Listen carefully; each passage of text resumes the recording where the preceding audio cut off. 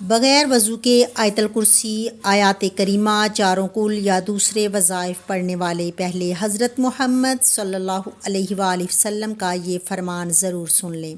حضور نبی کریم صلی اللہ علیہ وآلہ وسلم نے بغیر وضو آیت الکرسی یا دوسرے وظائف پڑھنے کے بارے میں کیا حکم فرمایا ہے؟ بسم اللہ الرحمن الرحیم۔ کیا آیت الکرسی، آیت کریمہ اور چاروں کل وضو کیے بغیر پڑھ سکتے ہیں؟ اس ویڈیو میں یہ تمام معلومات فراہم کی جائیں گی، لیکن پہلے یہ جان لیجئے کہ اگر آیت الکرسی کو وضو کرنے کے بعد اسے تلاوت کریں تو اللہ تبارک و تعالیٰ پڑھنے والے کو 40 سال کی عبادت کا ثواب عطا فرماتا ہے، 40 درجہ بلند کرتا ہے اور 40 حوریں عطا کرے گا۔ اگر آیت الکرسی کو پڑھ کر مرحومین کو ہدیہ کر دیا جائے تو اللہ تعالیٰ فرشتوں کو حکم دیتا ہے کہ اس کے لیے قیامت تک تسبیح کریں۔ 60 انبیاء کا ثواب عطا کرتا ہے۔ اس کی قبر میں 40 شمع داخل کرتی ہیں جس کا نور مشرق سے مغرب تک پھیل جاتا ہے۔ اس نور سے اس کی قبر وسیع ہو جاتی ہے۔ سبحان اللہ۔ ایک مرتبہ ایک شخص امیر المومنین حضرت علی رضی اللہ تعالی عنہ کے پاس آیا اور بتایا کہ اس کے بدن اور مثانے سے پیلا پانی نکلتا ہے، اس کا کوئی علاج ہے؟ امیر المومنین نے فرمایا، بغیر کسی درہم دینار کی اس کا علاج ہے کہ تم آیت الکرسی کو اپنے بدن پر لکھو، آیت الکرسی سے غسل کرو، آیت الکرسی کو پانی پر دم کر کے پیو اور آیت الکرسی کو اپنے بدن کے پاس رکھو، انشاءاللہ شفا ملے گا۔ حاجات کے لیے 41 مرتبہ آیت الکرسی پڑھو۔ ٹانگوں میں درد کے لیے آیت الکرسی پڑھ کر اپنی ٹانگوں پر مسح کریں، اس سے چلتے وقت درد نہیں ہوگا۔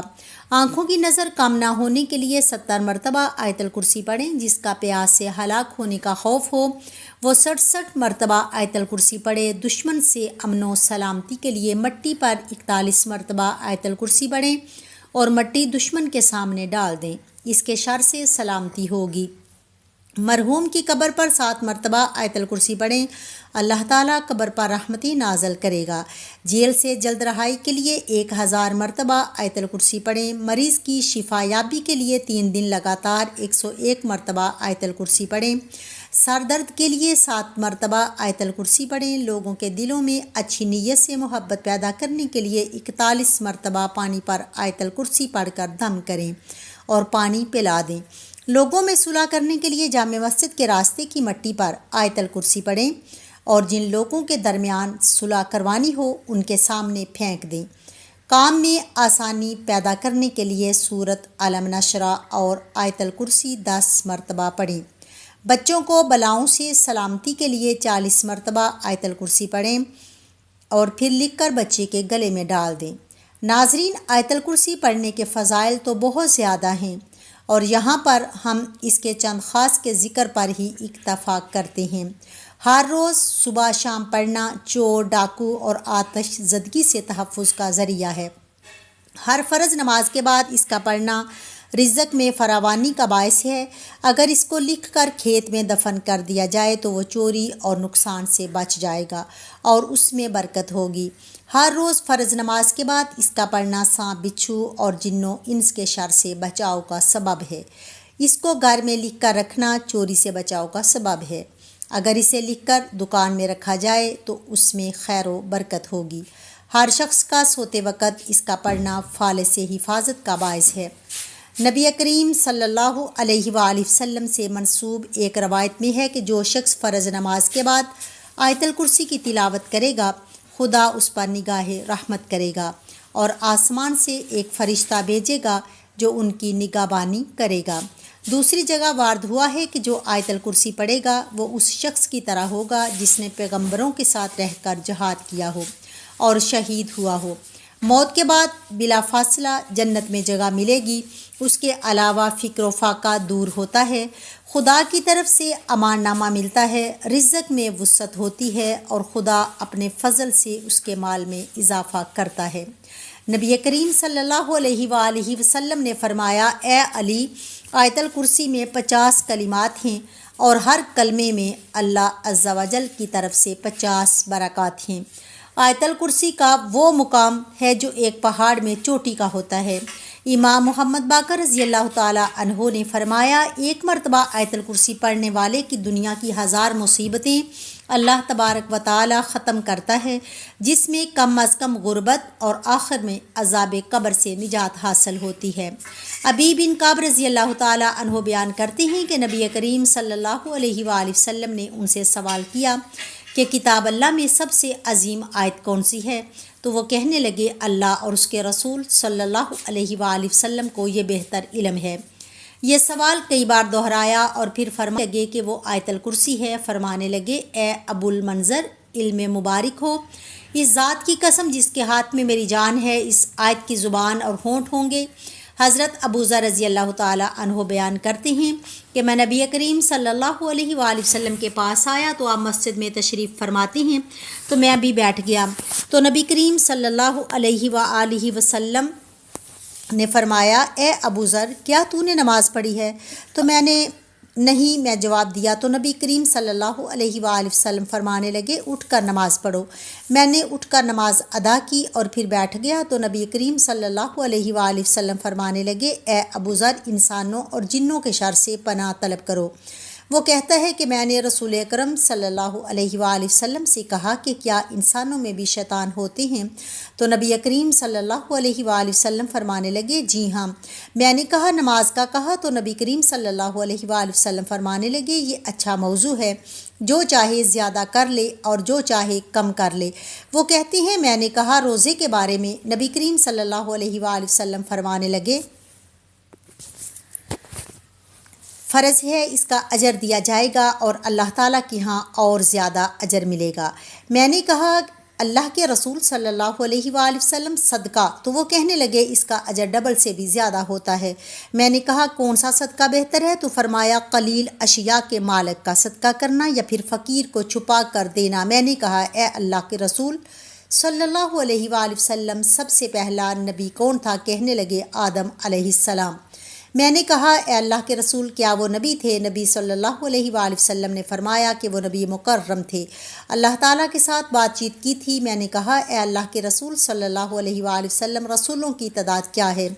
فرمانے لگے 310 سے کچھ زیادہ۔ ایک جمع غفیر تھا اور ایک مرتبہ یہ فرمایا کہ 315۔ میں نے کہا اللہ کے رسول صلی اللہ علیہ وآلہ وسلم آپ پر جو نازل کیا گیا اس میں سب سے عظیم کیا ہے؟ فرمایا آیت الکرسی۔ کہ عبداللہ بن مسعود رضی اللہ تعالی عنہ بیان کرتے ہیں کہ انسانوں میں سے ایک شخص نکلا تو وہ ایک جن سے ملا اور وہ اسے کہنے لگا کیا تو میرے ساتھ کشتی کا مقابلہ کرے گا؟ اگر تو نے مجھے پچھاڑ دیا تو میں تجھے ایک ایسی آیت سکھاؤں گا جب تو یہ آیت گھر میں داخل ہو کر پڑے گا تو شیطان گھر میں داخل نہیں ہو سکے گا۔ ان دونوں نے مقابلہ کیا تو انسان نے اسے پچھاڑ دیا۔ وہ انسان اسے کہنے لگا میں تجھے بہت ہی کمزور اور دبلا پتلا دیکھ رہا ہوں، تیرے بازو کتے کی طرح ہیں، کیا سب جن اسی طرح ہیں یا کہ ان میں تو ہی ایسا ہے؟ تو اس نے کہا کہ ان میں سے ہی کمزور اور دبلا پتلا میں ہی ہوں۔ اس نے دوبارہ مقابلہ کیا تو انسان نے دوبارہ اسے پچھاڑ دیا تو وہ جن کہنے لگا تو آیت الکرسی پڑھا کر، اس لیے کہ جو بھی گھر میں داخل ہوتے وقت آیت الکرسی پڑھتا ہے اس گھر سے شیطان نکل بھاگتا ہے اور نکلتے وقت اس کی آواز گدھے کے گوشت مارنے کسی آواز کی طرح ہوتی ہے۔ ناظرین، آیت الکرسی یہ سورۃ البقرہ کی آیت نمبر 255 ہے جو عظمت والی آیت ہے۔ اس آیت میں اللہ تعالیٰ کی توحید اور بعض اہم صفات کا ذکر ہے۔ اس آیت میں اللہ تعالیٰ کی کرسی کا بھی ذکر آیا ہے جس کی وجہ سے اس آیت کو آیت الکرسی کہا جاتا ہے۔ ناظرین، چلیے ایک مرتبہ آیت الکرسی پڑھ لیا جائے تاکہ جن حضرات کو آیت الکرسی کا علم نہ ہو وہ بھی قرآن کریم کی اس اہم آیات کو یاد کر لیں اور اپنے روزمرہ زندگی کا معمول بنا لیں۔ اللہ لا الہ الا هو الحی القیوم لا تأخذہ سنۃ ولا نوم لہ ما فی السماوات وما فی الارض من ذا الذی یشفع عندہ الا بإذنہ یعلم ما بین ایدیہم وما خلفہم ولا یحیطون بشیء من علمہ الا بما شاء وسع کرسیہ السماوات والارض ولا یعودہ حفظہما وہو العلی العظیم۔ ناظرین، اب آئیے اپنے آج کے اصل موضوع کی جانب چلتے ہیں کہ کیا بغیر وضو کے آیت الکرسی پڑھ سکتے ہیں، آیت کریمہ پڑھ سکتے ہیں؟ چاروں کل پڑھ سکتے ہیں تو سب سے پہلے جان لیجئے کہ وضو کرنا شرط ہے نماز کے لیے، یعنی جب بھی نماز ادا کرنی ہو تو اس سے پہلے وضو کرنا شرط ہے۔ اب یہاں سوال یہ بھی اٹھتا ہے کہ ایک شخص کا وضو پہلے سے ہی موجود تھا اور اگلی نماز کا وقت ہو گیا تو کیا وہ پھر سے وضو کرے گا؟ تو جان لیجئے کہ اگر وضو کو فاسد کرنے والا کوئی کام یا کوئی چیز اس کے ساتھ رونما نہیں ہوئی اور اسے کامل یقین ہے کہ اس کا وضو قائم ہے اور اگلی نماز کا وقت شروع ہو گیا ہے تو اس کے لیے وضو کرنے کی ضرورت نہیں ہے۔ لیکن یاد رکھیے کہ قرآن کریم کی تلاوت کرنے کے لیے وضو کرنا شرط نہیں ہے۔ ایک شخص بغیر وضو کے بھی چلتے پھرتے اور اپنے روزمرہ کے کام کاج کرتے ہوئے قرآن پاک کی تلاوت کر سکتا ہے، لیکن یاد رکھیں کہ قرآن پاک کو چھونے، پکڑنے اور قرآن سے دیکھ کر تلاوت کرنے کے لیے وضو شرط ہے۔ البتہ اگر آپ کو وہ سورت زبانی یاد ہے جو آپ پڑھنا چاہتی ہیں تو پھر ان کو زبانی پڑھنے کے لیے یا تلاوت کرنے کے لیے وضو کرنا شرط نہیں ہے۔ لہٰذا ہر ایک مسنون دعا خواہ گھر سے باہر نکلنے کے لیے ہو، گھر میں داخل ہونے کے لیے، سفر پر جانے کے لیے، اذان کا جواب دینے کے لیے ہو، بیت الخلاء میں جانے اور باہر آنے کے لیے ہو، کھانا کھانے سے پہلے یا کھانا کھانے کے بعد کی ہو، وہ آپ بغیر وضو کے جب بھی چاہے پڑھ سکتے ہیں۔ بہت سی دعائیں قرآن کریم سے لی گئی ہیں۔ جب ان دعاؤں کو بغیر وضو کے پڑھ سکتے ہیں تو قرآن پاک کو بھی بغیر وضو پڑھ سکتے ہیں۔ لیکن جب زبانی پڑھنا ہو، اب یہ بھی جان لیجئے کہ آیا ناپاکی کی حالت میں آیت الکرسی، آیات کریمہ اور چاروں کل پڑھ سکتے ہیں یا نہیں؟ ناظرین جان لیجئے کہ ناپاکی کی حالت میں آپ تمام وظائفوں کو پڑھ سکتے ہیں، ذکر و اذکار کر سکتے ہیں، کلمہ شریف، درود شریف، جو بھی روزمرہ کے وظائف آپ پڑھتے ہیں وہ ناپاکی کی حالت میں بھی پڑھ سکتے ہیں۔ مثلاً میاں بیوی نے آپس میں صحبت کی، غسل نہیں کیا اور سونے لگے تو وہ سونے سے پہلے چاروں کل ضرور پڑھیں۔ اسی طرح اگر عورت حالت حیض میں ہے اور ذکر و اذکار کرنا چاہتی ہے، مثلاً چاروں کل یا درود پاک یا کوئی دیگر وظائف پڑھنا چاہتی ہے تو بغیر کسی تردد اور پورے اطمینان کے ساتھ کر سکتی ہے۔ اب یہاں جو مسئلہ قابل ذکر ہے، انتہائی غور سے جان سنیے کہ ناپاکی کی حالت میں عورت اور مرد قرآن کی تلاوت نہیں کر سکتے، لیکن قرآن کی کوئی بھی صورت یا صورتیں جن کو وہ ذکر و اذکار کے طور پر کرتے ہیں یا وظیفے کے طور پر پڑھتے ہیں، ان کو زبانی پڑھ سکتے ہیں، لیکن قرآن کی کوئی بھی صورت تلاوت کی نیت سے ہرگز نہیں پڑھی جا سکتی۔ اب یہاں ناپاکی کے کچھ اقسام بھی بیان کرتے چلیں کہ اگر حالت جنابت میں یا حالت حیض و نفاس میں، یا خواتین کے کپڑے خراب ہیں، بچوں کے پیشاب یا پخانہ کر دینے کی وجہ سے ناپاک ہو چکے ہیں، یا مرد حضرات جو باہر کام کرنے کے لیے گئے ہیں، باہر کیچڑ یا گٹر کا پانی وغیرہ ان کے کپڑوں پر لگ جاتا ہے، تو یہ تمام حالت ناپاکی کی حالتیں ہیں۔ ان تمام حالتوں میں آپ زبان سے ذکر و اذکار اور دیگر مسنون دعائیں روزمرہ کے معاملات میں پڑھی جاتی ہیں، ان کا بے فکر اور بلا تردد پڑھ سکتے ہیں، ہرگز کوئی قباحت نہیں ہے۔ آپ کو لوگ یہ پوچھیں گے کہ اگر ناپاکی کی حالت میں بھی ذکر و اذکار کر سکتے ہیں اور بغیر وضو کے بھی کر سکتے ہیں تو پھر دونوں میں فرق ہی کیا ہے؟ تو ناظرین، فرق یہ ہے کہ بغیر وضو آپ قرآن کو چھوئے بغیر قرآن کی صورتوں کی تلاوت بھی کر سکتے ہیں، جبکہ ناپاکی کی حالت میں اگر آپ ذکر و اذکار اور وظائف کی نیت سے قرآن کی صورتیں پڑھ سکتے ہیں لیکن تلاوت کی نیت سے قرآن کی صورت میں زبانی بھی نہیں پڑھ سکتے۔